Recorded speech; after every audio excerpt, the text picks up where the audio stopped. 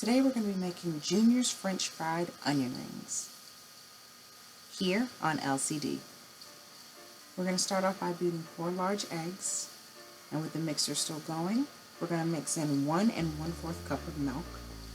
In this bowl here we've got 2 1/4 cups of all-purpose flour. We're going to add about 2 cups, save the rest for later. We're also going to add 1/4 cup of yellow cornmeal, 2 tablespoons of seasoning salt, 1 teaspoon of ground white pepper, and 1 tablespoon of baking powder. We're going to mix that all on medium until smooth, and then we're going to let the batter rest at room temperature for about 15 minutes. It'll thicken slightly as it stands. Meanwhile, we're going to peel and trim the onions into about 1/2 inch thick rounds. This part made me cry.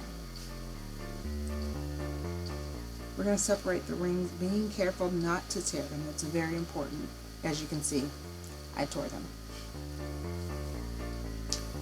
Once all the rings are separated, we're going to put them back in a big bowl, and we're going to take that leftover all-purpose flour and we're just going to shake the rings in it until they're all lightly coated. Meanwhile, you can heat up your oil of about medium-high heat, no more than 365, being sure not to let it smoke. We're going to take our onion rings and dip them in the batter, taking one out at a time, letting excess drip back into the bowl. Once they're all coated, you're going to put them on a tray and refrigerate them for about 15 minutes. This part is very important, so don't skip it.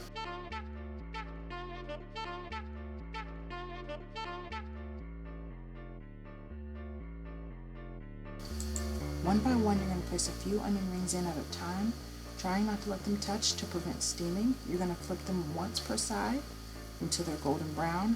Place them on a wire rack to drain, and while those are cooking, you can preheat your oven to 200 to keep the other ones nice and warm and crispy.